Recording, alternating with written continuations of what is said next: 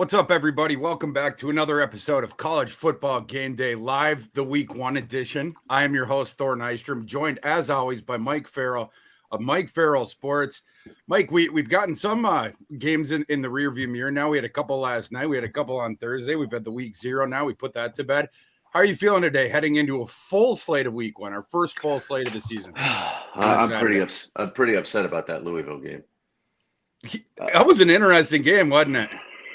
I mean, that late touchdown was just so stupid, and it's a spread killer. I mean, I went not pretty big enough on Louisville laying 7.5, and it looked great. I mean, they looked like garbage early.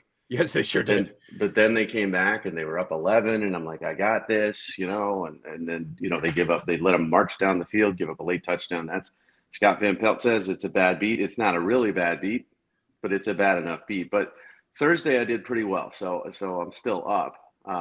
But we'll see how today goes. Today's going to be really interesting. Today is going to be really interesting. And on that note, over the next 90 minutes, Mike and I are going to be going through all of our Week 1 picks, the sides, the totals, the player props. We also want to answer all of your audience questions. So as you have them, any bets you have going today, any questions you have for us, type it into the chat and we will get to it at various points in the show. But without further ado, Mike, let's get going. I wanted to start with one of these teams sort of near and dear to your heart, at least geographically, and a side that I'm on today, kicking this off with the early slate. Boston College now, in a line that has dropped down to 8, is hosting Northern Illinois. Two teams that I feel like are going to be much better this year if they could just avoid the injury bug, because both their seasons were killed last year by injuries. Do you have any feelings on this game? It's kicking off at noon Eastern today. Are you just randomly adding games, Thor? Just for fun? Boston College, I mean, that's my team, of course. Yeah. I think they were young last year. They had some injuries, of course. They're without Zay Flowers, but I think they're going to be a better football team than 3-9. So I do like Boston College in this game. I don't think a lot of people are going to be tuning into that, but I know Jeff Hafley's hopeful about this football team. A lot of experience gained last year through a very, very difficult season. Quarterback play is going to be improved. How will they be without Zay? I still think they'll be a good football team. Not good is relative, 5-7, 6-6, but cover this. Yeah, this is a game that I think is really interesting from a handicapping perspective, because both of these teams I think are going to be significantly better than they were last year. Boston College season was wrecked because the offensive line injuries. They just had this devastation of offensive line injuries. Couldn't field an offensive line. So the offense that had Zay Flowers, they had Jerkovic for a little bit, and then his own injury problems again further submarine them. But yeah, I agree with you. Even with Zay Flowers being gone, Boston College's offense is going to be significantly better. And NIU last year, their season was ruined by injuries too. Rocky Lombardi, I think, only played 4 games. Trayvon Rudolph, their stud receiver, was out for the season. A kid that had 900 plus yards both the previous 2 seasons.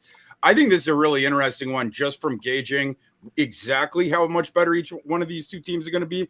But I'm laying it with Boston College because I'm even higher on them in comparison to the market than I would be with NIU. But both these teams, I think, are going to have good against the spread records early this season because the market won't be catching up to how much they've improved. Mike, the next one I wanted to go to was Purdue Fresno State. Fresno State laying 3.5. We have a team on one side where it's a new coaching staff, right? Of course, Brom left. You were just mentioning Louisville, the team that he wound up at. Purdue ends up signing Ryan Walters, who won the Broyles Award last year as the best coordinator in college football. Brought that Illinois defense all the way up to being one of the best units in the nation. And then on the other side, on the offense, Graham Harrell coming in to coordinate that offense, and they signed Hudson Card, a guy that I know has interested you for a while. He going to get his shot to play the full season. And then on the other side with Fresno State, they still have Tedford and everything like that. But the personnel of that team, everyone that we recognize these last couple of years where that team was really good, all the central tenants of that team are gone, between Hainer, between Mims, between the multiple receivers, Cropper, Remigio, all the different guys they left. On defense, they returned more guys, but they lost their best pass rusher. We got a line right now. It's sitting in the market at 3.5. Purdue laying 3.5, hosting Fresno State. This game kicking off at noon Eastern as well. Do you have any angles in this one, Mike? Yeah, Purdue should cover this. I mean, I had Hudson Card rated ahead of Sam Hartman as a quarterback transfer, and a lot of people didn't agree Oh, with that. And Sam Hartman looks great, so far. I think Hudson Card's going to be a good fit for this offense. What Graham Harrell wants to do. Mike, for people that haven't seen as much of Hudson Card yet, explain to them what you see in him, his game, and how that could translate to this air raid of Harrell's. So he's kind of a Ryan Tannehill type of guy, which everybody would say, well, Tannehill sucks. This is the typical fan. They'll always say, oh, how you compare him to Ryan Tannehill? He sucks.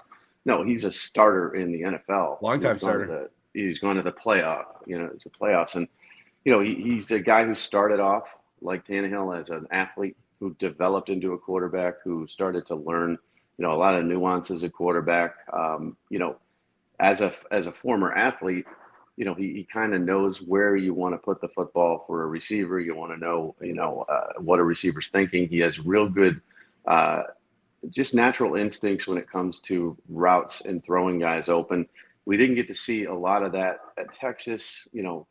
There's a lot of ups and downs. The Quinn Ewers situation, he comes in. He should have transferred out earlier probably because he's never going to get a shot there. He has arm talent. It's not great. It's good enough. He's got accuracy. He has a feel for the game, though. He's a gamer, and that's what Tannehill is to me. What you hope for a Ryan Tannehill is that he's not going to lose the game. And at times, if you need him to, he can win the game.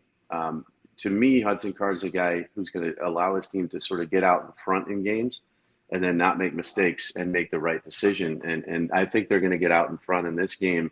And he's not going to put up massive numbers. I mean, it is a pass-happy offense. We saw, Graham Harrell in the past has had quarterbacks put up big numbers. Purdue's got a different offense than Aiden O'Connell ran. But he's going to do under the radar very, very well for this football team. I think they're going to get out to a lead. I think they're going to be smart about it. I think they're going to win this football game by a touchdown. So I'm going to lay the 3.5 and rely on Hudson Card and that connection that he has, I believe, because Walters is a defensive coach. It's Graham Harrell and Card, and I think that's a great mix, and I think they're going to both be successful this season. That's very well said, Mike. And to your point about Card, in the brief time that we've seen him, he only had 5 career starts at Texas, 11-2 TDI&T rate. Like you mentioned, he takes care of the ball. He only puts stuff on the table. He doesn't take a lot off. And you get the mobility aspect from him. That I hadn't thought about the Tannehill thing. I kind of like that comp. I might steal that one from you. But you'll see him moving around, doing stuff like that. And he knows the limitations with his arm. Like, he doesn't have like the biggest howitzer, but takes care of the ball, and he's, he can move it. He can steal yards outside of the pocket as well. So something to watch for in that system. And I like the 2 play callers that got on both sides of the ball. I trust Ryan Walters on defense. Harrell has gotten better and better, I think, as a coordinator. I like the fit there, Card in that system. And with Fresno State, I'm just a little concerned about all the stuff they lose. So Fresno State returns 4 starters on offense. They're all along the offensive line. So their offensive line should be decent, but 0 starters returning at any of the other positions. So the new kid there, Mikey Keene, and Mike, we seen Mikey Keene a little bit last year, right? Because John Rice Plumlee was having his injury woes at UCF. So they would put in Mikey Keene. I feel like I have a decent idea of Mikey Keene. Mikey Keene is a sub 6 foot, under 200 pound, like little noodle arm scrambler kid. He has okay accuracy. Like he's okay. Right. But like there's physical limitations there and whatnot. He is a big downgrade from Jake Haener, and the skill group that he's going to be working with, it's an even bigger downgrade, right? Like we don't even know who's going to be playing at some of them positions. Fresno State returns some guys on defense, like I said, but they lose their best pass rusher. So I think the pass rusher was pretty solid last year. That's going to take a step back. I got to lay the 3.5 with Purdue. My system's line on this game is Purdue minding the value as well. Mike, moving to the next one. And I'm excited to talk about this one because I know that we disagree on this one. And this is one that a lot of people are going to be watching. The nation is very interested to see the debut of Coach Prime at Colorado. Today, they are traveling to a team that played in the national title last year. TCU is going to look different, though. Of course, they lost a whole bunch of guys. But no one in the history of college football will look as different from a one season to the next season as Colorado's going to look today after taking 50 guys in the portal. Mike, this game right now live looks like the market is keeping it right around that 20.5. It's where it's basically been all week. what side do you like on this? And what are your angles on this game? How do you see this playing out? So I did, I did take a ticket on TCU a long time ago when this line was originally 20.5, and it hasn't moved, which is really surprising to me because I thought it would go up. There's a lot of action on Colorado just because of Coach Prime and all the hype around it. And I think the sort of the average fan or the casual fan sees this and says, oh, Deion Sanders, Colorado. Oh, he's in the news all the time. Oh, he's got a whole new roster. And they feel that this should be a close game. I'm a little bit more bullish on the over even than the line, but I'm going to take the line and I'm going to take the over. So my buddy Chife, my buddy Keith, he does a lot of research for me, and you'd be shocked. Colorado, even though they stunk last year, they've gone over 9 of the last 11 games. Their games have gone over. Now that's because they stink and they give up so many points, but it's a good trend. And 5 of their last 6 games, the total's over. 6 of their last 6 games on the road, the total's over. Then you throw in TCU, who hits the over as well. In their last 5 games in September, over is like screaming at me to take. So I'm going to take the over a little bit stronger than the line, but I'm taking TCU to cover this as well. If you want to do a little craziness, the first quarter game total over, TCU hits it all the time at home, all the time, first quarter. So if you want to go nuts, I would do that. But you're going to take Colorado. I get it. You're going to look either really smart or really dumb because they're going to lose either 50-0 or they're going to lose by 7. And no matter what happens, we're going to get great clips from Coach Prime talking about this, that, the other, 80,000 things to talk about. This is the game, more so, honestly, than Florida State and LSU, which is kind of like my sick, twisted demeanor. This is the game I want to see more than anything else. Oh, same. Yeah, I definitely can't wait. And while we disagree on the side, I do like Colorado for reasons I'll explain in a second. We have found some common ground on this game, Mike, because I'm with you on the over. I just think this game absolutely trends over. It's the new look rosters on both sides, but the weakness of the Colorado team is definitely going to be their defense. More specifically, it's the front 7. The part about Colorado's defense, I think that maybe could be okay, certainly from a talent perspective, is the secondary. They have, Mike, as you know, the 2 5-star kids are the outside boundary corners in Hunter, and then Omarion, is it McClain? McCain? Yeah, and McCain. The kid who committed in Miami, and then McCain. Yeah, so you got those 2 guys, and then Miles Slusher, the longtime Arkansas starter, who I think is a pretty good player, safety, but he's going to play the nickel role there. They have a couple of interesting safeties too. The thing that I'm scared about at that team, it's especially their interior defensive line, where they're small, they don't have a ton of depth. Some of the linebacker position, I thought they did okay with fleshing that thing out. But we know that Kendall Briles, the new offensive coordinator for TCU, replacing Garrett Riley, who went out to Clemson, he has a very balanced system, and he will attack your weaknesses, right? He'll just go after them, whatever. So I do think TCU going to be able to run the ball here. What'll be interesting to see is Chandler Morris coming back in to start for TCU. Of course, he started the opener last year against Colorado, so he might have some PTSD because he was yanked out of that game. Injury, I guess the offense was languishing. Max Duggan comes in for him, and I think it was either the late second or early third quarter. And then Max Duggan, then he goes on his run, takes TCU to the national title game. Now we got Chandler Morris coming back. But again, lots of changes with the rest of that offense. Kendry Miller is gone. Was it DeMarcado? The other kid's gone. Quentin Johnson's gone. Darius Davis is gone. Tate Barber's gone. Steve Avila's gone. But again, Briles coming in. He has the history of offensive success. And here's the point to the over, Mike. Briles runs at a high tempo. He always has. That's just a part of the philosophy. And Sean Lewis, who Prime somehow convinced to come over from Kent State. He was a head coach at Kent State. Take Prime's offensive coordinator job there in Colorado. The Kent State offenses that Sean Lewis ran, top 5 in the nation in adjusted tempo every single year. Sean Lewis is a disciple of Dino Babers, who was a disciple of the Brileses. Both these teams run these just crazy tempo, are going to be running these crazy tempo offenses that come off the exact same coaching tree, whatnot. I do like the over. As far as the side with Colorado, though, the line being 20.5, my line on this game is TCU minus 16.5. I just think the roster turnover stuff has become too overstated. The last year we've seen LSU, USC, the teams that took a lot at once. As long as you get your talent better from the portal acquisitions that you're taking and you're losing, the early returns is that it's pretty good for you. This Colorado team between last season and this season, that's one of the biggest jumps in talent, I think, of any team that we're going to see here over the last decade, because Colorado last year was abysmal. Certainly the worst Power 5 team, but they were down there in the entire FBS. I think they were like, 100 and, like bottom 20 in my power rankings by the end of the season. So I think they're jumping up there. I'm going to go with Colorado. Mike's going with TCU. Yeah. We agree on and we're both going on the over. The reason Lewis left, did you see Kent State last night? I did see Kent State. Yeah. He'd rather be an offensive coordinator at a 1-11 football team than that. So it's sad because they could have been interesting on like this year, Kent State, if just everyone had stayed. But yeah, Lewis left it that it was just the rash of defections, the 0 returning starters, couldn't tackle. I can't even get myself going on that game because I had the under, which absolutely should have gotten there. And at the end of the game, UCF was trying not to score, and Kent State still couldn't tackle them. I actually looked it up afterwards. PFF had Kent State down as 25 missed tackles in that game.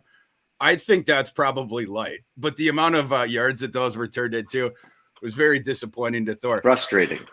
Very frustrating one. They got the last one with a minute left. But before we get into the afternoon games, want to take a second and encourage everyone to download the free Betting Pros app on iOS and Android. I love the app.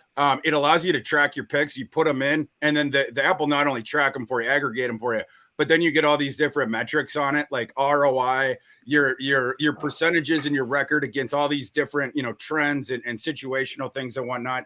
So you can sort of see how you've done recently. You can see how you do with favorites, with underdogs, with what kind of picks are you doing well at, what kind of picks are you doing bad at. And then the app will sort of show you like, these are sort of games within your wheelhouse. Maybe these are games that you shouldn't be picking, that sort of stuff. You can also follow people on there. And get our picks as they come out. You can follow me on there. I punch my picks into that thing as I make them during the week. If you have your notifications on and you're following me, you'll get my picks like the instant that I put them in, and everybody else that we have at Fantasy Pros and Betting Pros. If you like, just person by person, case by case, you can follow people. Download the Betting Pros app by visiting bettingpros.com/apps or search Betting Pros in the Betting Pros app in your favorite app store. All right, Mike, we're moving into the afternoon slate here. This is kind of an interesting one here. This kick is going to be one of the 3:30 Eastern ones. Boise State traveling to Washington. Washington, sort of the dark horse CFP contender this season. We got a few of them at the very, very tippy top of the Pac-12, maybe even 4 now. Mike Farrell with your Utah Utes showing out a couple of days ago. Against this Boise State team, Boise State returns a lot of guys. I know Boise State going to be able to run. Will they be able to pass? That's probably going to matter in this game because nobody's stopping the Washington Husky offense. Right now, live in the market, we have a line on this game of Washington minus 14. Mike, is there a side that you like in this one? Well, when we talked earlier this week, I didn't like the side because I didn't like the number. I still don't like the number, but I've changed my mind. So I was originally on the over. And I think you were too. And I still like the over. I think this is going to go over. I don't think there's a way that Washington State, Boise State's going to be able to slow down Washington. And to your point, they're going to be able to run the ball well, Boise State is, but they might be behind so much that they're going to have to throw. That could lead us to key team turnovers. This is going to be a blowout. And I've changed my mind on it. I thought it was going to stay within the 2 touchdown range. Washington's 5-0 against the spread in their last 5 games against Boise State. They're 4-1 against the spread in their last 5 games. They cover, especially when it's a matchup like this where a team they can't pass. If you could throw the ball with Washington, you could stay in there. But if you're a running team and you fall behind by 2 touchdowns and you're forced to throw, that's where they're going to really run it up on you. So I have them covering. I like the side. I like the over a little bit, but I like the side. So I've changed my mind, and I hate that number. I hate any number that's like 14.5, 14, anything like that. But I'm taking Washington on this one. Yeah, that's the way I would lean. This is not an official play for me, but I would lean the same way on the side.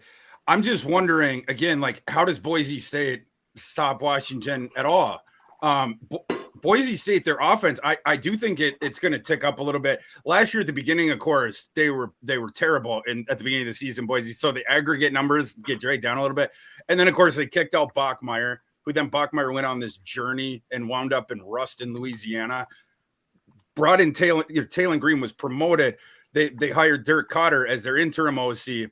And then they sort of pulled out of the tailspin, going to the dual threat and Talon Green. Now this year, Bush Hamden has come in as their offensive coordinator. That one's going to be interesting. The thing that I like about the Bush Hamden fit is he talked early on about we need to fix Talon Green's mechanics, and that I absolutely agree on. Like, Talon Green is this awesome athlete from Texas.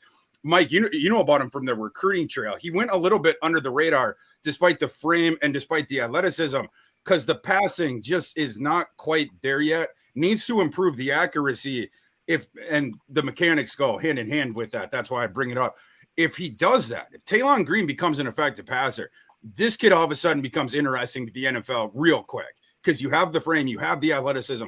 But right now, at least from what we've seen at the end of last season, the defenses just aren't going to respect his arm quite as much. He needs to prove that. So we'll see. That's one of the things the jury's out on. Want to see this game to see what's happened there. Boise State can have a sick run offense, though, with the two stud backs that they have, Holani and Ginty, and then Talon Green going with that. But Boise State only has 5 guys back on defense. So my concern, even though I know Boise State can be able to run on Washington and different stuff like that, you're wondering about the pass stuff, and then you just know that they're not going to be able to stop Washington. Washington brings back 7 guys on offense. Penix, Adunze, McMillan, Polk, down the line. I'm not as concerned about that Cam Davis injury, because I think Dylan Johnson, the kid from Mississippi State, is a great fit for this offense. He played for Mike Leach at Mississippi State. The kid knows how to catch the ball. Going to be doing a lot of that in this offense. And then Washington, they bring back 8 guys on defense. They did lose a couple of their pass rushers, but overall, last year they were sort of feeling their way defensively. I think they're going to be just a little bit better defensively. Don't think that unit's going to be awesome or anything, but like overall, I got to lay it with Washington on that. My systems line on that game, Washington minus 17.8. So I am showing just a little bit of value there on the Huskies. Mike, moving to our next game here.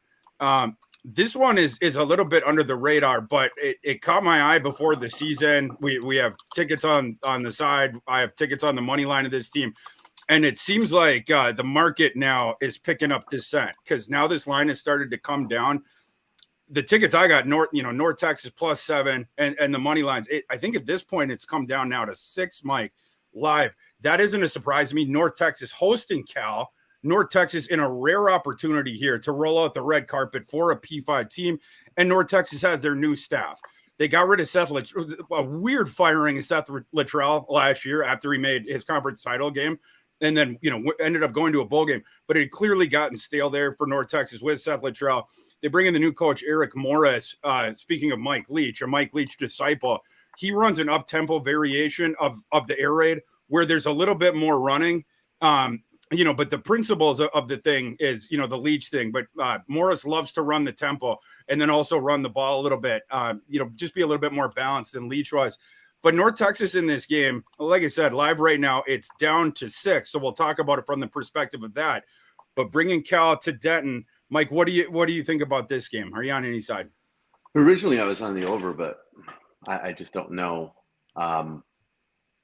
It's gonna be. I like North Texas if you're giving me 6. Do you know what the temperature is going to be? It is going to be hot. When I seen the 95 degrees. 95. Okay, yeah, I knew it was just south of 100. And listen, I know California teams deal with hot weather, but not like that. This is I think it's Texas supposed to be low 70s in Berkeley today, Mike. And the average in August is 75 in Berkeley. Northern California is beautiful weather. I mean, it's beautiful 70 to 80 degree golf weather and all that stuff. And we're in September in Texas. 95-degree heat. North Texas is used to playing this. You mentioned that it's going to be a little bit more up tempo. I think they're going to wear them down. I think this is one of those situations where Cal, will obviously be favored in this game. They're the Power 5 team. They're the team everybody is, familiar with. North Texas, a lot of people don't know about. I think they're a very solid football program. And I think this is going to be a close game into the third quarter, and then you're going to start to see the heat wear down Cal. And North Texas is going to win this game probably right around that. I don't know what your adjusted line is. I think they're gonna win the football game maybe by a field goal. But if you're giving me 6, worst case scenario, North Texas is in this game, because of the heat, and they lose by a field goal. So I'm taking the 6 for sure, taking North Texas, because it's just that is insane heat, and it just weather doesn't matter. Weather is like one of the biggest things you can pay attention to when you're betting on games. And this one just stands out to me as the hottest game, and Cal's going to have trouble with it, I think. Yeah, that was well said, Mike. And I totally agree with your point about the weather. It like, to someone at home, it might be like, oh, maybe this is just like a talking point for like like a gambling thing. And how much does that stuff really matter? It does really matter. Just speaking to the heat, I'll just give you a recent example. Last Saturday, Mike, as you know, I was on UTEP minus the 1 or whatever, minus 1.5 at Jacksonville State, which was my only loss last week in my official picks. Early on in that game, in the first half, they go to the sideline reporter, and she's down there, and she's saying it's a totally different story on both of the sidelines. It was a very hot day in Alabama, and this is in the first half. She said on the Jacksonville State side, they have the fans going that blow out that ice air, where it's like super cold air. They have pickle juice on their sidelines. She said everyone over there looks comfortable. She said on the UTEP side, it's the opposite. They had the little fans that you have like in your office, like the blow ones, the square ones, whatever. They didn't have any pickle juice over there, whatnot.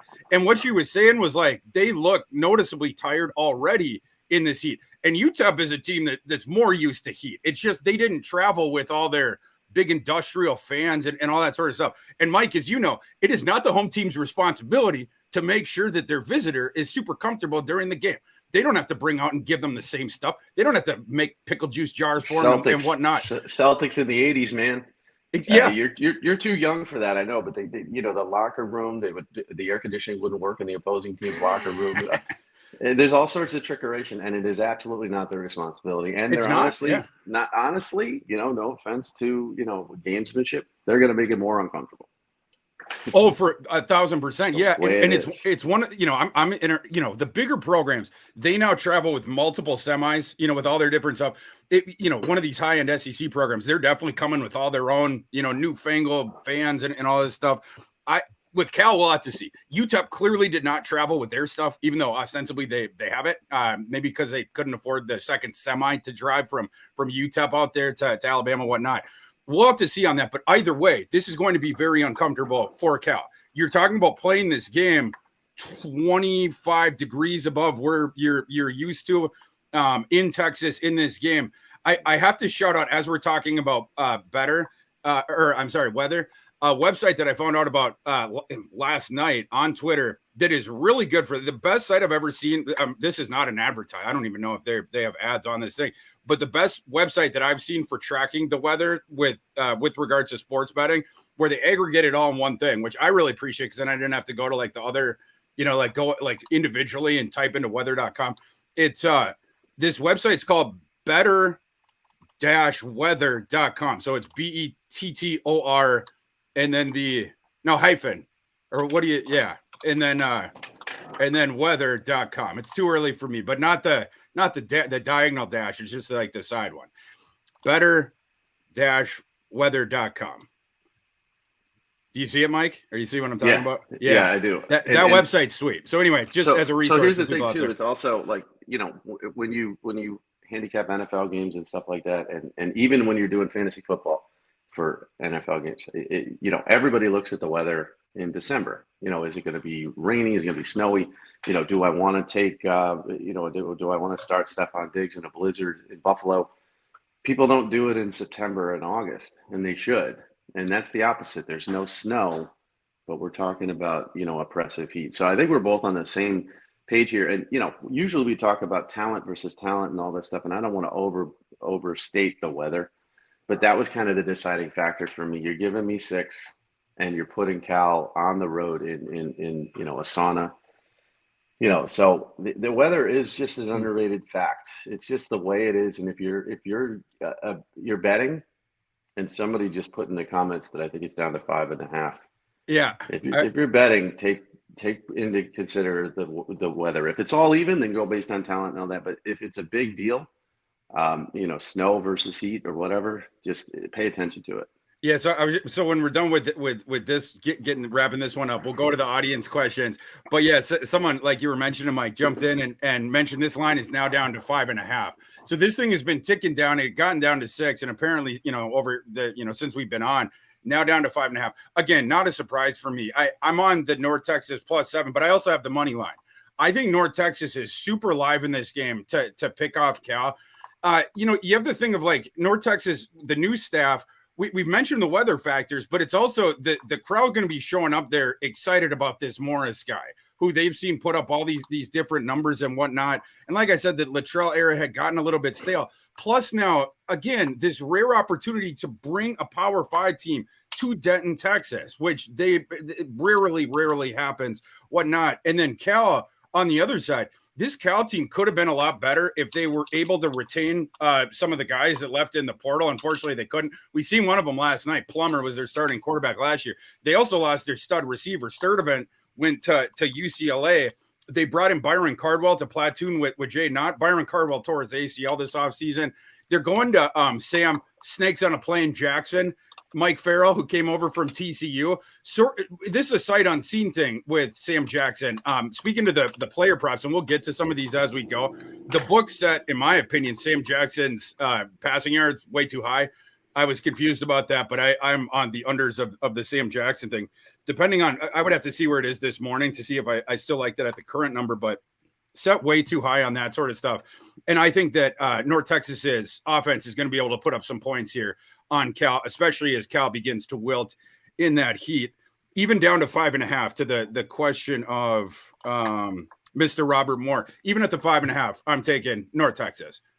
I'd like North Texas to spring the upset here. So I'll take the points. I don't really care where that line is, but I'm still wetting my beak on that money line with where it's at right now for sure. Okay. The other audience. So anyone out there in the chat, put in any questions that you have. We'll get to them as we go. Answer another one here, and then later in the show, we'll hit every single one that we got. So hit us with, whether it's props, sides, totals, any questions you got. Mike, we got a question from our buddy Mike Huseman asking us about the Kentucky Ball State game. Do you guys have any Devin Leary or Ray Davis props for me? I got to look up the line. I did see one on Ray Davis last night. Hold on. I got to pull up the numbers and see if I can find them.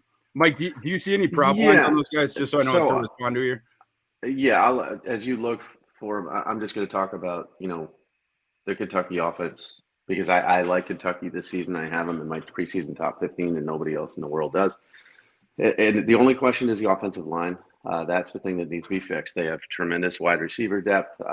Devin Leary is an experienced quarterback. Hopefully he stays healthy this year. They should put up numbers. I wouldn't touch Davis early just because I want to see how that offensive line blocks, because they weren't very good last season. They weren't very good in protection either, but I think that's going to improve as well. But, I don't know the number you're going to find it. Devin Leary is probably going to have a big game. And the reason I say this is because, Liam Cohen's back as the offensive coordinator. Kentucky's got a chip on their shoulder a little bit. Will Levis was a failure last year by all accounts. They had an average season. There were a lot of expectations. They're going to want to put up points. They're going to want to put up numbers. They're going to want to get people excited about this offense. So I would stay away from Davis just because he's transferred in and the offensive line. But what's the Leary number? Yeah, well, so I'm pulling these from Prize Picks, and one other point I just want to make in general about sports betting is, especially with player props, shop around. I would shop around on everything. The player props, you see vastly different numbers on different sites between Prize Picks, between the offshore books, and between the books themselves. These two numbers, though, are coming from Prize Picks. They're up now. Devin Leary's passing yards, 228.5, Mike. And that one maybe not as surprising. This one caught me a little bit off guard. Book's pretty bullish on Ray Davis in his debut with Kentucky. 93.5, Mike. That's Ray high Davis. to me. With that offensive line, I like Ray Davis. I mean, he's very, very good football player. And I like Ray Davis too. I want to see the offensive line before I'm willing to lay money. First of all, why isn't Prize Picks a sponsor for this? I love that website. Yeah. We give them free promotion every time. Well, listen, I love Prize Picks too.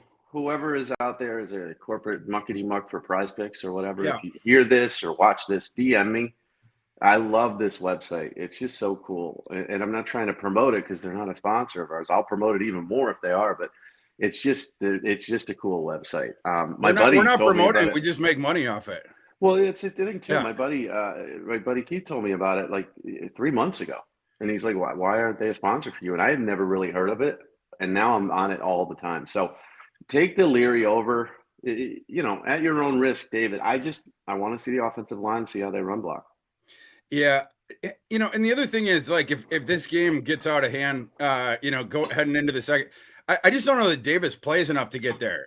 He's going to need a couple of the explosive runs in the first half, I think, to get over that number. Ray Davis, Mike, as you know, he's a guy who has NFL talent, but the only question about that, like when in the spring, when we're talking about Ray Davis, the question the NFL is going to have, it's the health thing, right? This season's enormous for Ray Davis to stay on the field the whole time. Right. At every stop when he's been on the field, he's been good, but he misses time. He gets nicked up too easy. With regards to this game, you have at the 93.5 number or whatever, you're a heavily favored favorite here. I was going to look up Mike, do you know what the line is on that game? Let me pull it up. So Kentucky 26.5 point favorite. Well, they're not going to be playing Ray Davis into the fourth quarter. Like that's the time to bring in your backups, whatnot. They're going to pull away. And just to protect Davis. So whole point being, to get over this number, he's going to have to do it early. I don't know. That's the one that I would shade under. But I wouldn't even touch it. I wouldn't shade under or over. I just leave it alone. The wide receivers, Robinson, Brown, they're very deep. They have good receivers. And Devin Leary can handle a pass rush. I mean, if the offensive line is still coming together and he's, having a he can handle that. Will Levis couldn't. Will Levis is like, oh my God, someone's in my face. I'm going to throw the ball wherever I want to. Devin Leary can handle that. So I like the passing prop. I would not touch the running back. The NFL should have listened to our shows last year talking about Devin Leary. About Will Levis. Okay, so I don't know what you were on Trey Lance, but I mean, did you like Trey Lance? Ish. I in that class I had him as QB3, I think. Because it was Lawrence and Fields I had as 1-2 overall.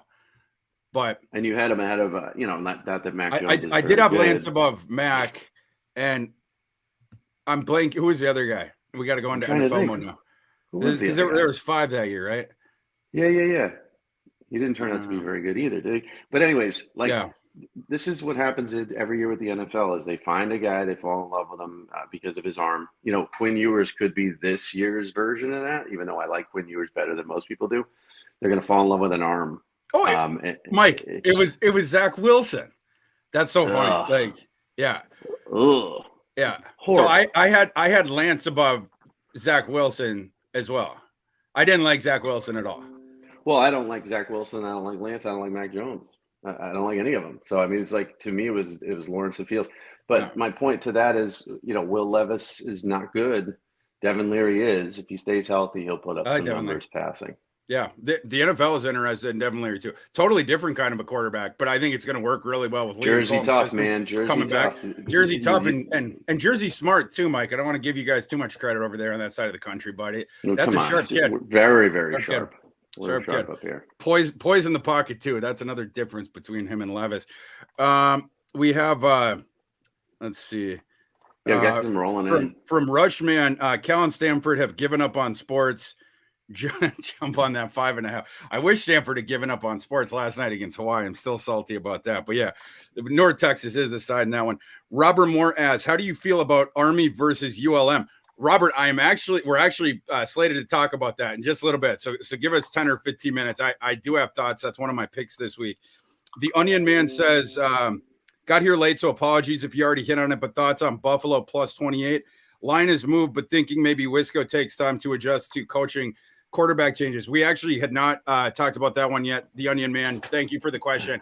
That's an interesting one. Mike, I'm curious your thoughts, but I'll kick that one off. It's sort of how Onion Man is setting that up. Is like with Wisconsin, first game with Fickle, first game with Longo. How long are they going to keep the offense, or the players in before pulling the starters if that one indeed starts to get out of hand?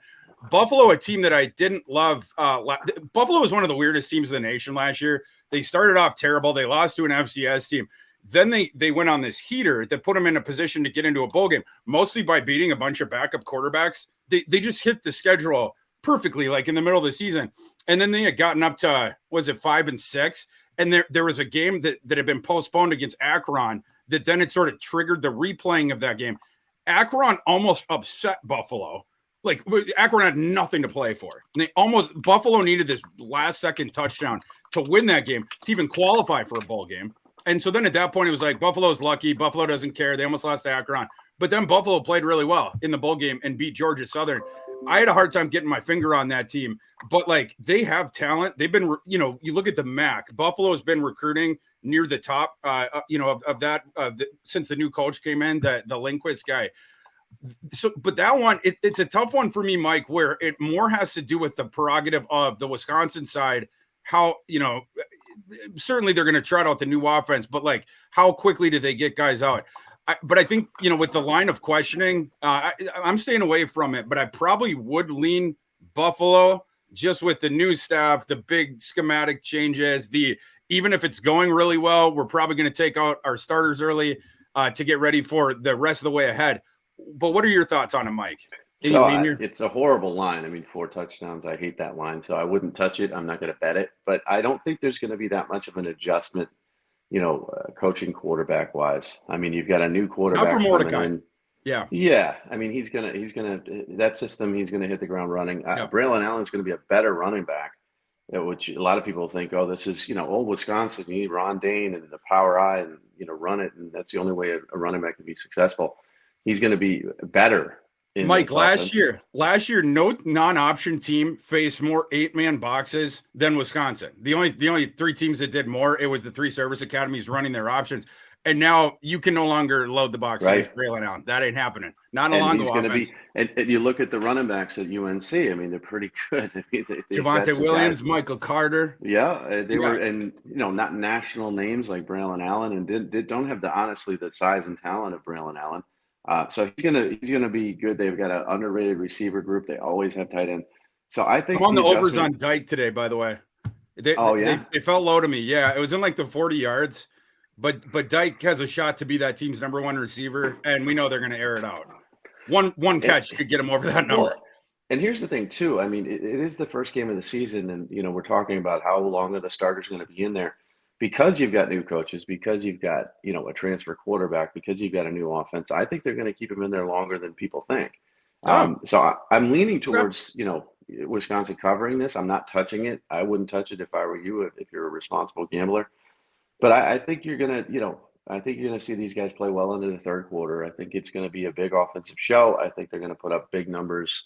If that line was, 25, then I would say Wisconsin for sure. But a lot of people think that the coaching change is going to be a big deal there because people just randomly think, Wisconsin, power football, they have to change their entire roster to be air raid. And no, they've got the talent there already. It's just the adjustment. So this isn't like this isn't Rich Rodriguez in Michigan, where you just have to completely blow the whole thing up and give it a couple of years. They're going to hit the ground running, and I think they're going to want the reps. So don't touch it. But if you are going to, I'm leaning Wisconsin. I know you're leaning Buffalo a little bit. I think I would, but like I said, for me, that would probably be more of a prop game. And then just watching both those teams to see where they're at. How quick is Wisconsin picked up those offenses? Can they be off and running right away? So they're going to take some acclimation process. Louisville, topically, Mike, you were mentioning yesterday, started out very slow, right? I mean, like they looked like they were going to get picked up by Georgia Tech. The first half, that offense looked listless. couldn't stop the run. It's so couldn't stop the run either. But the offense didn't look very good. That was a big system change, right? Like, I mean, Satterfield likes to spread the field and then have the mobile quarterback, you know, and we're going to use his, you have to defend his legs as well. Obviously with Braum, it's more of the pass happy pro style system. But the whole point being that the scheme change in that first game initially proved to be a little bit problematic for Louisville. Obviously, they were finally able to pick up the pieces, but those are the things I'm looking for in Wisconsin. Like, how quickly can that get off the ground? Robert Moore asked us, Mike, should we believe in UMass? Mike, this is a topical question for you. You love your boy Don Brown, Dr. Blitz. Robert wants to know, should we believe in UMass? They surprised me last week. I mean, like, did they surprise? Yes. Wow. Should we believe in them? That depends on the degree to which you mean the word believe. Relative. But let's just put it from the perspective of this game, Mike, because we weren't going to hit on this one, but let's just talk about it quick. Auburn is 30.5-point favorite today, hosting UMass. That's a 3:30 kick. I mean, UMass showed a little bit more last week. The things that I know about UMass, they're going to be able to run the ball. Fomakan comes in. Fomakan, the well-traveled Tyson Fomakan, the dual threat, smaller dual threat, but more just run threat. The passing stuff, maybe get you by, get you over, but like not a great passer. It's the reason he couldn't start, you know, whether it was Clemson, whether it was Georgia Tech, the different stops that he went to. But that offense can run now. Between Fomakan, they have a couple interesting running backs. And the defense was a little bit better, I think, than people would have realized last year, which is almost all because of Don Brown, their head coach, who over the last, 20, 30 years before that was one of the best defensive assistant coaches in all of college football, a guy who's bringing the heat from all different places on the field. This will be interesting in the first game under Hugh Freeze for Auburn. Now you have to face a team that played pretty well last week. It was against a team that we were a little bit lower on in New Mexico State. Obviously, this is a different task, but we've been talking about the scheme changes, the new coaches. Auburn's got a big one, right? Like Auburn goes from the pro style, more ground and pound type thing under Harsin. Obviously, the whole Harsin thing blew up. Now you're going to the spread scheme. You're going up tempo under Freeze. It's totally different. Like Harsin, when Harsin came in the first off season, they were talking about like, because he had taken over for Malzahn, right? And Auburn was like talking about like, oh, this is weird. Like we have, tight ends in the huddle now, and we're going under center. Like, even just like in spring ball, they're like, what is this? Like, we're allowed to take the ball from right under the center. And now you're going, it's another scheme change. So it is something worth thinking about. Mike, with the 30.5 in that game, would you be on Auburn? Would you be on UMass? I'd be on UMass. And somebody pointed out on Twitter, when I was doing the trends at Colorado, it's a brand new roster. It's a brand new coach. So that, trends on Colorado, I get the point. How can you have betting trends in Colorado? But my response was the defense sucked last year. It's going to suck this year. UMass is an okay defensive team, and Don Brown's a good schemer. He brings pressure from all different angles. It's hard to, figure out where he's going to come from. Auburn's got a new coach. It's hard to gauge how good this offense is going to be. So I would lean a little bit towards the under, but I'd take the side. I mean, UMass, I was against them because they were just so bad in week 0 as a football team. They showed me a little something, but how about this for a ridiculous trend stat? UMass is 9-0 against the spread against the SEC in their last 9 games. How's that for 9-0 against the spread? Yeah, against the SEC. Oh, yeah, that's a bit stunning. And now Auburn's 0-6 against the spread in their last 6 September football games. They're 2-5 in their last 7 games as a favorite. I mean, all the trends speak to UMass covering. Now, again, belief is a different word. I don't believe in UMass. They're going to win this football game, but can they stay close enough to cover that line? Yeah, they can. Yeah, my line on it is Auburn minus 36.5. So, in terms of value, they're not really showing much on either side. That's right around where this line is. And these ones always concern me to bet in September because, again, it just comes down to the prerogative of the coaches and factors that I can't know, that we can't know, right? Like, how quickly does Auburn come out? Like, how the offense has to be effective immediately. They're going to cover more than 5 touchdowns, whatever. Can it be? Like, will they have the early game struggles like, for instance, Louisville did last night?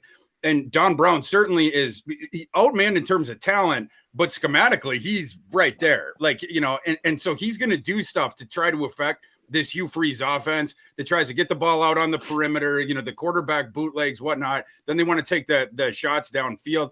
Peyton Thorne is a veteran quarterback for Auburn, but this is his first year in this system. He's had to play under Mel Tucker and that staff that don't know offensive football at all at Michigan State. Now in one off season, can he pick this thing up right away? Just things that I can't know quite yet. And if they do get out, are they going to yank their starters? But yeah, I mean, I would probably, if I had to bet it, I would probably lean towards the UMass side, even though my system's showing a point of line value on the other side. But for me, that one would be a stay away. Mike, let's move on to our next ones, and we will get back to all the audience questions. So any other questions you guys have, type them in as we go, and we'll get to them in about 25 minutes or so here. Just want to hit a couple of other games specifically. Mike, the next one, this is a side I really like today. This is one of my favorite plays of today. Colorado State hosting Washington State. You have some parallels here to the game that we were just talking about, the other underdog side that I'm really high on, the North Texas side. Colorado State welcoming in the Pac-12 visitor here. Colorado State, a team that I know is going to be way, way, way better this year. They were another team that had a cluster rash of injuries across the offensive line last year. It was Jay Norvell's first season, so Colorado had a lot of new personnel. We knew Norvell was going to go with the young quarterback that he brought over from Nevada. That's what he ended up doing. Clay Millen was a redshirt freshman last year. Despite playing behind this roughshod offensive line, Clay Millen completed like 72.2% of his passes, 8.2 yards per attempt. That was under duress the entire season. Like this kid was, right after the snap, there was penetration and whatnot. That was very impressive. Now Colorado State, they bring back all these guys on offensive line. They're going to be much healthier there. So the offensive line is going to jump way, way up. Sort of like, I was talking about with Boston College. Millen's back now a redshirt sophomore. I believe in that kid. I think that kid is going to be good. And Colorado State has one of the better receiving cores, certainly in the G5. But like even in the nation, certainly be top 30. Torrey Horton's one of the best receivers in the nation, and that's not all. Like they're deep there as well. So I like that team. You can't think about this Colorado State team as a 3-9 team they were last year. That was the first year coach stuff. That was the cluster injuries on the offensive line. That stuff's fixed now. They had some young guys in these key spots. Torrey Horton is going to provide all kinds of problems to Washington State. Washington State, a team that lost a metric ton over the offseason. Like their defense was salty last year. They lose the defensive coordinator who goes to Arizona State, right? And then they lost several of their best players. Deion Henley, first of all, going to the NFL. But then beyond that, they lost multiple starters in the transfer portal on that side. That Mauga, went to Miami. One of the linebackers, Travion Brown, another one of the linebackers, went to Arizona State. Only 5 starters return on defense for Washington State, and the best ones are out the door. I think this is a shot for Colorado State to ambush a Power 5 opponent in the same way that I think it's a shot for North Texas today to ambush a Power 5 opponent. Sort of a unique opportunity here with Wazoo down, with Colorado State certainly up. Mike, do you have an angle on this one? Yeah, I don't think they're going to win, but I think they're going to cover, especially if you get 10.5. I think that line is probably 10. That line is dropping today. I should see what it is updated. I think it's probably 9.5 by now, but I'd be remiss to talk about North Texas weather against a Pacific Northwest sort of team in Cal, even though it's. By the way, Mike, I'm sorry to interrupt. It is dropping. Looks like half the books right now it's 10, and the other half it's 9.5. So that's one. If you like this side, find your book if you have multiple ones that has the 10. You want that? Yeah, and I would take Colorado State. It's going to be 92 degrees in Colorado. Oh, yeah, it's got a warm one today. So again, when I'm talking about Texas heat versus Colorado heat, it's a little different. But again, it's like Cal going to North Texas in 95-degree weather, Washington State going to Colorado State in 92-degree weather. These teams aren't used to that type of heat. You mentioned all the positives for Colorado State. I'm not a big Cam Ward guy. Nor am I. I think he's going to make a couple mistakes. I don't like this roster. I don't think it's going to be a very good season for Washington State. Obviously, do you factor in the emotional letdown of nobody wanting you? You do. That doesn't mean Colorado State's going to beat them, but Oregon State and Washington State. Oregon State's got okay, we've got a preseason ranking. We're coming off a really good season. We got a good coach. We're going to be angry and show everybody we belong in a Power 5 conference or Power 4 now, whatever you want to call it. Washington State doesn't have that roster. I just don't think you can lay 10 points Washington State against anybody. So I'll take Colorado State in the heat. I totally agree with that. And Mike, to your point about Cam Ward, last year, I think he's overhyped. This is my general thoughts, but a couple of stats to back this up. Last year, 80. So like the aggregate numbers, you look at it, in terms of like the counting stats, he acquits himself better because we were talking about Eric Morris before, the North Texas guy. That's been his coach for several years. He was the guy that brought him from Incarnate Word up to Wazoo. Then Morris was the offensive coordinator for last year, whatever, and now he go down to North Texas. So Cam Ward, he's going to be playing under a new offensive coordinator here for the first time, maybe in his college career, or since early in his college career, if nothing else. And last year, when he had Morris, the guy who I really respect as an offensive mind, Cam Ward, of 87 FBS quarterbacks who attempted at least 230 passes last year, Ward finished number 83 in PFF passing grade, which conformed to what my eyes were seeing there. Among that group, so of those 87, Ward was top 15 in PFF turnover-worthy throw rate, bottom 7 in big-time throws. The offensive facilitates all these short, advantageous looks for you. You're mostly throwing short. You look at Cam Ward's ADOT, you'd be surprised how low it was. And yet, the explosion wasn't there. It seemed like they weren't trusting him to throw down the field as much, but he was still making wonky decisions with the ball. So it's hard for me to trust. I don't think he's super poised in the pocket. For this Wazoo team to be as good as the market thought over the summer, it's got to be on Cam Ward, because we know that the defense is going to greatly regress. He doesn't have as many weapons either. Donovan Ollie left for Cincinnati. They lost DeJon Stribling, went to Oklahoma State. Starting offensive tackle Jarrett Kingston went to USC. So there's just a lot going on there, and I don't trust Cam Ward for his game to jump up. Guys, we'll get back to audience questions here in a sec, but rolling on here through the afternoon games. Mike, we got one in Texas today. UTSA now in the market is -2. This game was a round pick 'em before. Seems like the Roadrunners are getting some money here. Traveling to Houston in this game. Houston now is their first year in the Big 12. Obviously, this is not a Big 12 game. But do you have any thoughts on Roadrunners against Cougars here? Yeah, and I know who you're going to pick, and I think the disrespect to Frank is, in his 16th year of college football is really insulting, honestly. I mean, the guy's been around since, 1982. He knows what he's doing. He's got the experience over, Houston. I don't like Houston overall as a roster. I don't think they're heading in the Big 12, as a dangerous football team. I like Dell. I know you love Dell. Of course you're in love with Dell. He's gone, he was kind of bailed him out in a few situations because he's just a difference maker. I think UTSA is a team that actually is trying to, make a statement and has a chance, an outside chance to be that group of 5 team. If Frank stays healthy, they've got some weapons. This line is, when it was a pick 'em, I'm like, okay, I'll take UTSA. I'll still lay the 2. I like them to cover that and win this game, probably 7 to 10 points. Yeah, so we do disagree a bit on it, but I like UTSA, right? Like, it's not like I'm super duper down, and this isn't one of my official plays. It would just be my lean. But UTSA did lose Zachary Franklin over the offseason, and I have some questions about that defense too. I think that's fair to say. They were better defensively than I thought last year, but I think this is a really tough assignment for them against Houston. My system's got this line, Houston -0.3. So, I mean, right around pick 'em. I just shaded slightly towards the Cougars. But I think in terms of talent, it's probably overstated. They're, only in perception that there being a difference there. Houston, they did lose Toon. They lost Tank Dell, like you mentioned, the last couple other guys. But I like the Donovan Smith kid they brought in from Texas Tech. Donovan Smith just got caught in a numbers game there, between Shuck and then they brought in Morton and different stuff like that. But when he's played, he's proved to be decent. He's a big kid, dual threat. He's got a good arm. I think he'll be a good fit in that system. And Houston, despite losing Tank Dell, their receiving core is still really, really good. Matthew Golden coming back.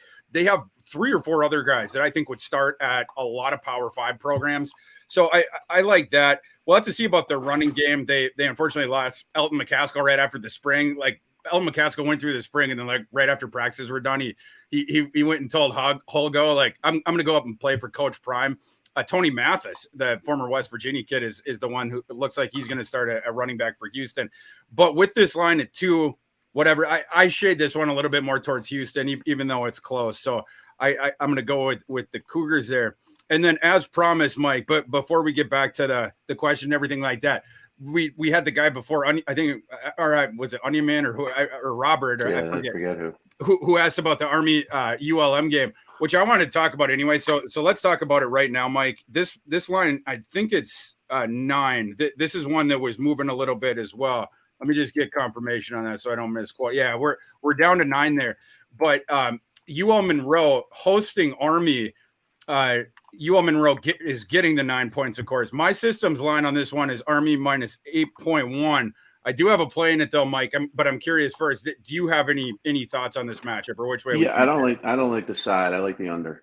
I think is it still 57 and a half? Which is 47. 47. So see, that's the thing. So when I saw this originally, and I didn't check the book on it, I saw in our spreadsheet it's 57 and a half. I'm like, okay, give me the under. I don't like either side. I don't like the under. Then I'm just going to go away from this game. I'm not touching it. So you could do your ULM ramble, but I saw it typed in at 57 and a half. I'm like, I'm going to bet my mortgage on it, but 47 and a half, I'm not touching. Yeah, this one I like ULM. I'm taking the points on ULM. This is another the home underdogs today. I'm heavy on several of them. This is another one that I like. First of all, ULM, the 2 years under Bowden, are they 4-8, like something like that, or right around in that area? But they've sprung all these upsets, and interestingly, they've all been at home. Terry Bowden at home at ULM, they're like super frisky. It's when they leave home, or even when they're the home favorite. So you go back the 2 years that Bowden's been there, 5-2 against the spread in the last 2 years as a home underdog. But they have outright double-digit upsets in those games of Troy, Liberty, South Alabama, and then the Louisiana game last year was between 9.5 and 10. So it would have depended when you bet whether that would be considered one. But let's just call that a double-digit outright upset. 4 outright double-digit upsets at home the last 2 years for ULM. This one, you're right under the double-digit marker as well, 9.5, whatever it is. But this is a good spot to ambush Army. Army, they were elite. Monken was smart enough to get away from the flex bone. I wish Navy had been so. Navy moved on from Niumatalolo, but then they went out and hired as their offensive coordinator a guy who was a Paul Johnson disciple, and Notre Dame had no problem shutting out the lights on the flex bone. As we were talking about last week, Mike, the rule that banned the cut blocking outside of the tackle box has really, really hurt the flex bone offenses, whatnot. Monken, he struggled through this last year, where I think they finished 6-6, but 2 of the wins were over FCS teams. They weren't as viable against FBS teams anymore with that offense, where they couldn't block these guys, the trailing, the pursuit guys outside the tackle box and stuff like that. So Monken decides over the offseason, we're going to scrap the flex bone as our base. We're going to go to the shotgun spread option. And he said, we want to sort of play offense like Coastal Carolina now. You'll remember with Grayson McCall and that stuff, and they do the motion and, it's all the directional stuff and the varied blocking schemes. That's great. Philosophically, I think it's a good idea. It would be surprising though, if Army was up and running with that thing from day one. You go from the flex bone offense to the shotgun spread thing that Chadwell's offense, it's pretty complicated initially, right? Like once you get a hang of it, then you're good to go. But like the Army kids, first of all, just can they understand that offense right away? Only having worked in it in a couple months, coming from where they came from, they were recruited in the flex bone. Now you're doing this other thing, and then the other thing is, do they even have the talent for it? Right, like the quarterback, him being able to hurt the defenses with the passes, or at least make them respect it. That's a part of the reason why Chadwell's system was so dangerous. Because if you don't have guys in the box, you don't know which way the ball is going to go in terms of the run. Go up the middle, then go up to the outside. You have the quarterback is a running option as well, and then the varied blocking schemes, whatnot. If you bring guys up, then you take the one-on-one shots downfield. If you can have a quarterback that can hit those play action shots, then you're not going to disincentivize the defense from leaving guys out of the box. So I'm concerned about all that with Army. Getting the 9.5 from UL-Monroe at home, a place where they have been obnoxiously good since Terry Bowden took over. I'm going to take that. I think they have a shot at the outright upset. Mike, before we move on to the rest of our games, I want to encourage everyone to join Betting Pros' college football contest, which you can do at bettingpros.com/college or -college. I need to get my slashes and dashes down right. Yeah. Slashes are more common. The dashes are very rare. Yeah, it's a dash. Yeah, a dash. No, Betting Pros. That's a slash, bro. That's a slash. Bettingpros.com/college. The Okay. dash is Mike, very, this is rare. who's on first. This is an Abbott and Costello routine. Very rare for a dash. We'll have so go to there. What you know the go to the slash. It was a dash or a slash? That's a slash. That's a slash. It's actually used to be called a backslash.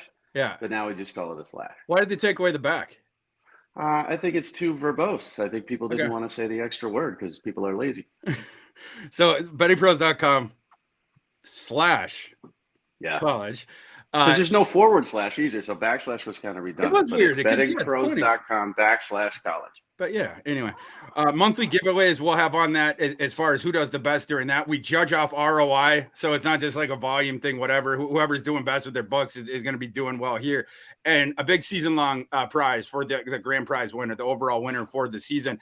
You can join the group, and then your NCAA picks that you've made already this season, they will be counted once you get in there. So join again, bettingpros.com/college.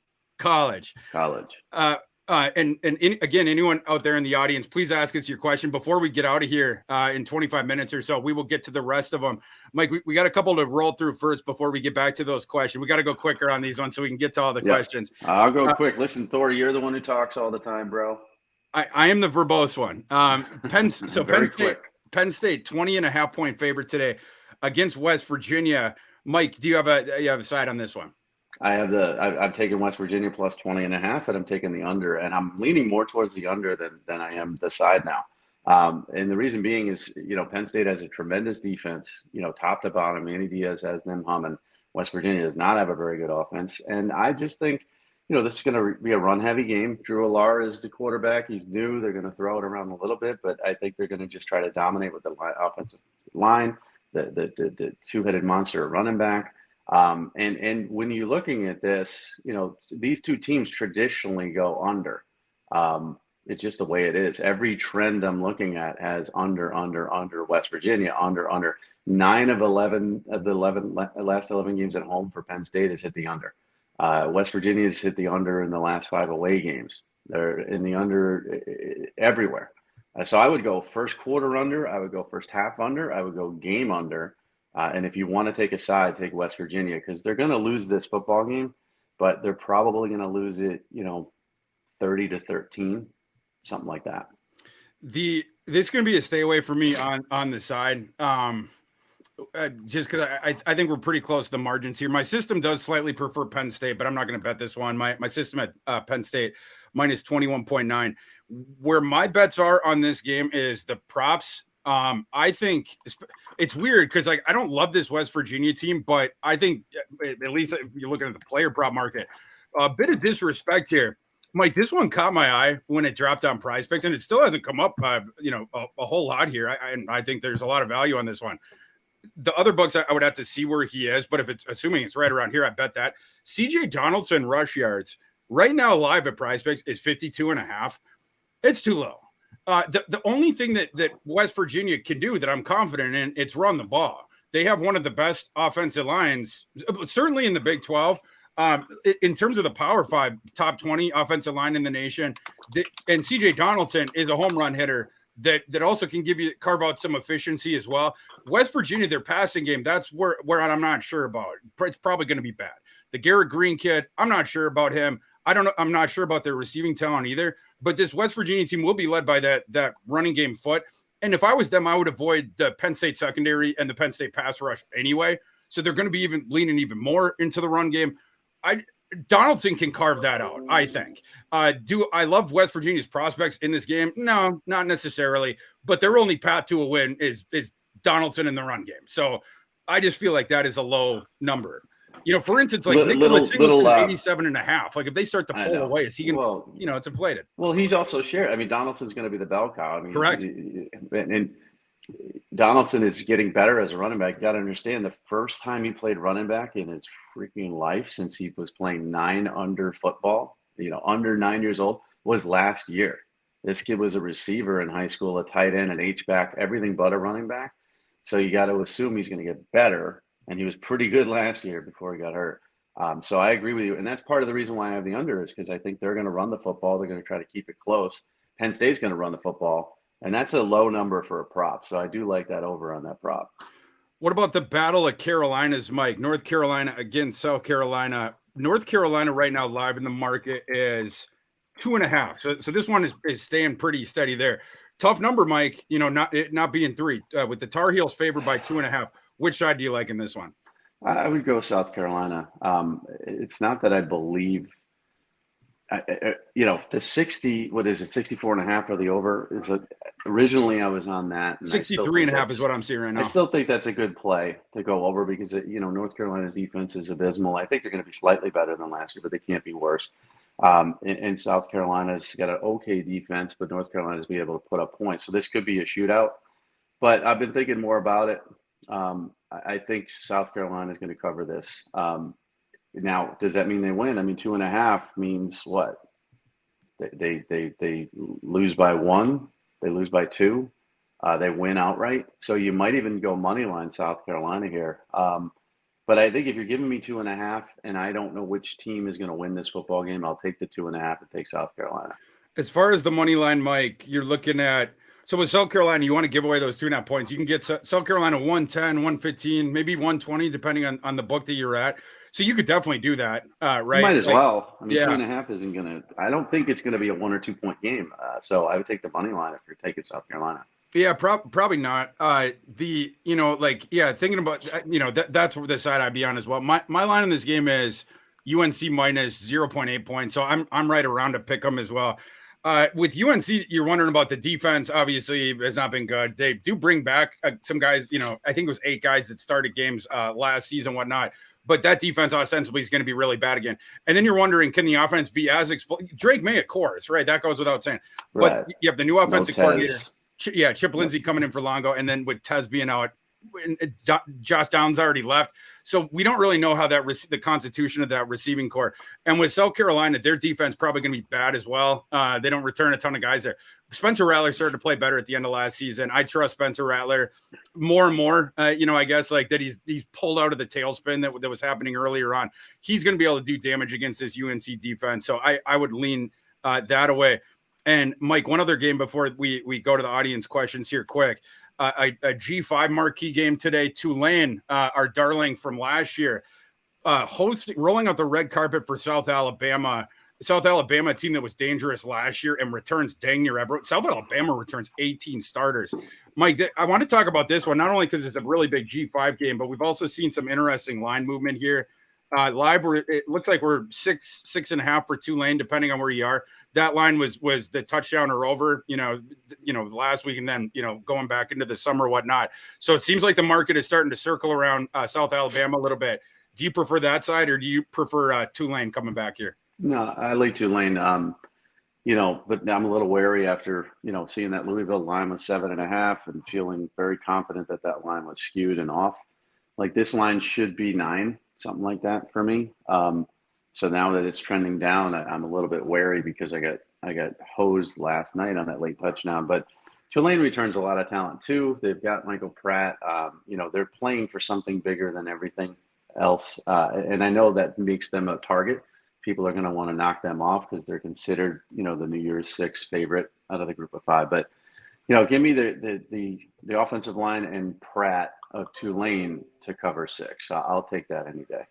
Yeah, I'm gonna lean against some people that I respect here because I've so there's some people I respect out there that are on South Alabama. It seems like the market, that's the way that they're going. But I think I would, especially with this line now dropping under touchdown, I'm gonna go with Tulane laying the 6 or whatever out there. My line on this is Tulane minus 8.4. But there's also the thing of Willie Fritz has been an absolute killer at home while he's been with Tulane. It's like a way bigger version of like we were just talking about the Terry Bowden thing of like when ULM is at home, that's when they can pick people off, not on the road. Tulane at home under Fritz has been absolutely awesome against the spread. Top 3 percentage, like in college football since that time against the spread winning percentage. Now they're sort of the hunted, but like I trust that team in New Orleans. You bring back Michael Pratt. Of course they lost Tajay Spears. The receivers, though, that they lost were, in my opinion, not very good. Pratt, you listen to him this offseason, is very excited about the young receivers who are now taking over. Those kids might be better. They might have an upgrade there. And the defense, they return a whole bunch of guys on defense, 8 returning starters there. They did lose Dorian Williams, and 1 or 2 of their other starters that were pretty solid. Dorian Williams being the biggest one. But I think their defense is going to be a little bit better, and the passing offense is going to uptick a little bit, hopefully offset some of the stuff with the run stuff. So that's the way that I would lean. Mike, let's open our mailbag one last time. And then we'll hit LSU and Florida State out the door. The big one that's not being played today, but obviously the big game of the weekend. Mike, Robert, let's see, where are we? Okay, let's see. Let me just get my bearings in the question. Sikori Wilder. What's Sikori Wilder? What's a good 2-team RL bet that you'd play today? What's RL bet? I don't know what he's talking about. Maybe he means money line. Let's just say let's just give him 2 teams to parlay. Okay. Or maybe Sikori knows more than us. I mean, RL is like, okay, maybe he's smarter than us, but let's give him 2 teams. I'm guessing he meant ML for the money line. That would certainly depend on it, the how bad you want to or how big you want to juice the odds. But in terms I like tossing in some of the underdog money lines, whatnot. The one, Mr. It was a Weaver, Mr.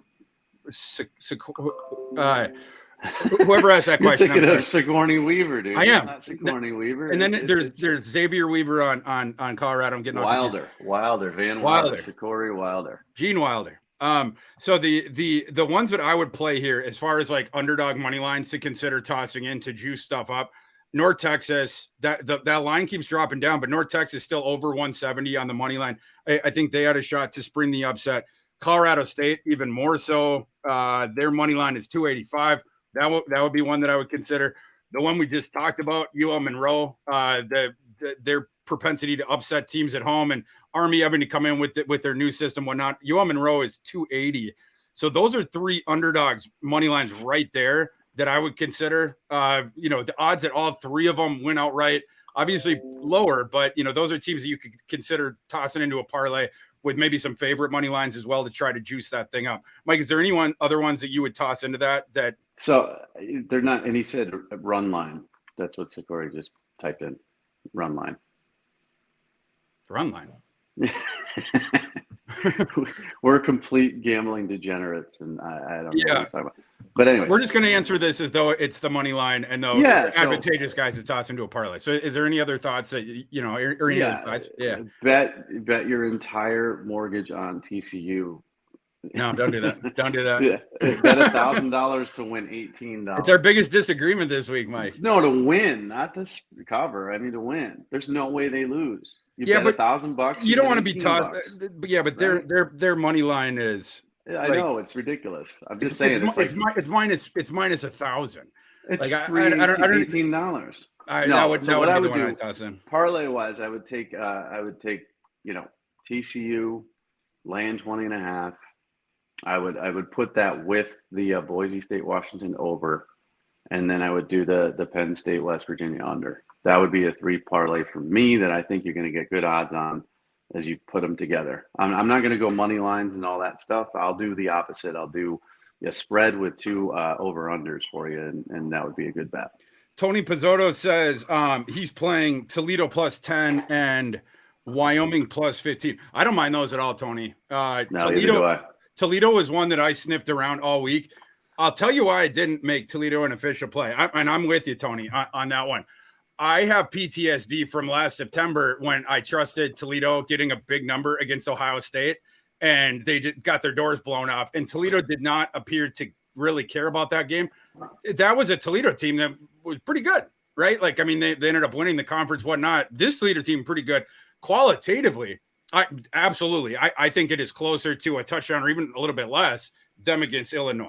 I think Illinois is going to be down significantly this year. Certainly the defense has just the talent on hand. Then Ryan Walters, Chase Brown's gone, man. Chase Brown's gone. They lost a whole bunch. So that thing is closer to me talent-wise, but it's just, is Toledo going to go all out to win this game, or is it going to be another one of like, we don't really care about this, we're waiting for MAC season? So that's the only thing that I don't know. Illinois has a tough game coming up next week, playing the Rock Chalk Jayhawks. So that's, I'm not going to say they're look ahead. You're playing the MAC champions here, but I do think that one's a little bit inflated. And then Wyoming, if that thing's over 2 touchdowns, that'd be the side I'd look at. A Texas Tech coming in, whatever.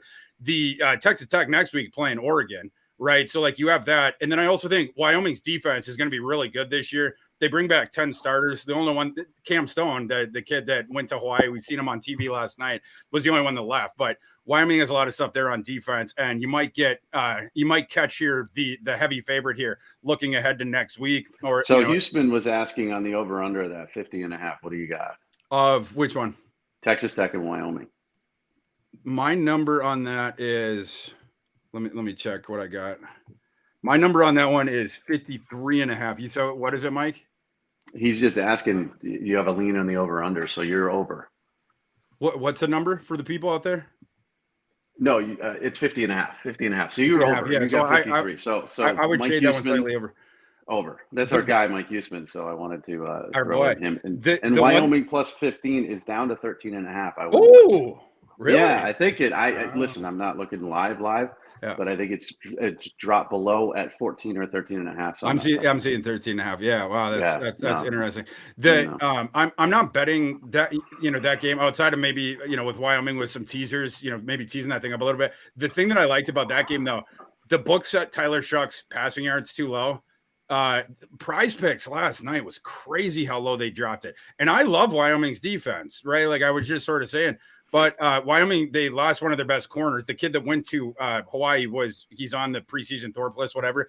So that would be the one part of the defense you're wondering about. Well, Texas Tech throws the ball all the time. Like Kitley throws the ball all the time. If Shuck plays through 4 quarters and this thing potentially being closer, there's a much better chance that happens. Hopefully he doesn't get injured this year or in this game. But like I like the over in that one quite a bit. Like that's just where you go. I got a great one for you because I'm going to go to 2K's question here. What are your thoughts on Utah State plus 24 versus Iowa and the under of 43.5? Come on, you're the Iowa guy. Would you take Utah State getting 24, which I would, because Iowa might not score 24, and the under of 43.5? It's a tough one because you don't know McNamara's status. So McNamara, like last week or the week before, somebody asked him about it, and he's like, well, my rehab's going good, but I don't want to talk about week 1. And it was like, he might not be playing. And then we haven't gotten great news on him this week. So I think it's going to be there. And Lebos, the kid that started the ball just came out that he's okay to start. He's going to start. McNamara is starting. Yeah. That's interesting. Okay. That's sources, and that's not official, but that's sources saying that he's going to start. Okay. If he doesn't, or if he gets hurt during this game, or they yank him out early, you're going to see this Deacon Hill kid that a very big dual threat from Wisconsin they got, but we haven't really seen him yet. The 24 is tough because I think, assuming that McNamara is playing, Utah State stinks. I think they're going to be awful this year. And Iowa now is incentivized to score with Brian Ferentz because of the contract details. He's got to get over, what is it, Mike, 25 points or 20, whatever it is. Yeah, but can he is the question. I mean, can he? Yeah. I don't know. He also asked about the prop of, Caleb Johnson is at 82. I would shade that one over. Iowa brings back all 5 offensive linemen. And maybe, with K McNamara, it's like, we don't want him to sit back there a whole bunch. With that, if indeed he's playing, whatnot. And if he's not playing, for sure, that Deacon kid who's never played before, he can be handing off to Caleb Johnson a lot. There's not another guy in Iowa that's close enough to Johnson as well, where I think he's going to lose a ton of those touches. Last year as a freshman, that's when he put up the numbers, whatnot. So an ascending kid, 5 returning offensive linemen, I'm going with him. Huseman asks, we already got to Houston. Wait, let me backtrack to Steve Jackson. Give me one reason not to bet the under on every game featuring a Big Ten West offense. I don't have one reason for you, Steve. Bet the under on every Big Ten West offense. So under. Just thank you for that comment, and you're correct. So I think the last one is Don play New Amsterdam we trust, whatever that means. Take Liberty today, please. No, I'm laying it with Liberty too. I think that Bowling Green team stinks, Don. So I'm with you on that one. Jones says Akron plus 10. The Akron game, They I think are. he just wants to hear you say Akron the wrong way. How do you say it? It's Akron. Oh, Dude, just you're in the semantic on, Midwest. like, get out of You're here in the with that. Midwest. How do you not pronounce Akron right? Akron. He wanted to hear you say Akron. Okay, well, That's what I wanted. I'm going to pronounce Akron how I want to. Getting 10 against Temple. That's interesting. Yeah, that's not a side that I'm on. My line on that I'm one not is touching that. I got Temple minus 10.1, so I'm right around there. I'd probably stay away from that one. Not touching that game. That's the degenerative gambling problem. Mike, the last couple minutes we got, let's quickly hit on the other big game, not today's big game, but coming up here, LSU and Florida State, a game that we're all going to be able to sit together and watch because it doesn't have other competing games. LSU right now -2. Is Mason Smith's not going to play? We found out this week that John Emery is not going to play. Mike, what side would you be on in this one?